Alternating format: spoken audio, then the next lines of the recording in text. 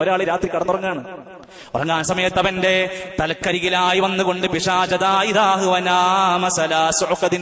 മൂന്ന് വലിയ കെട്ടുകൾ ഇട്ടുകൊണ്ടിരിക്കുന്നുണ്ട്. നമ്മളൊക്കെ ഉറങ്ങുമ്പോ 3 കെട്ടുകൾ ഇട്ട് പിശാച് വരിഞ്ഞു മുറുക്കുന്നുണ്ട്. എന്താണ് പറയുന്ന ദിക്ർ എന്താണ്? നന്നായി ഉറങ്ങിക്കോ, ഒരുപാട് സമയം നിനക്കുണ്ട്.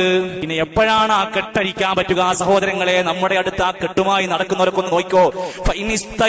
അവൻ രാവിലെ അങ്ങ് ഉണർന്നു. അവൻ ഉറക്കിൽ നിന്ന് എണീറ്റപ്പോ അൽഹംദുലില്ലാഹില്ലദീ അഹ്യാനാ ബഅദമാ മാതനാ വഇലൈഹിൻ നുശൂർ. എത്ര ദിക്റുകളുണ്ട് രാവിലെ. അങ്ങനെ അള്ളാഹുവിനെ അവനങ്ങ് ദിക്ർ ചൊല്ലി സ്മരിച്ചാൽ ഒരു കെട്ട് അഴിക്കും. പിന്നീട് അവനങ്ങ് ഓതു ഉണ്ടാക്കിയാൽ രണ്ടാമത്തെ കെട്ടഴിയുന്നു.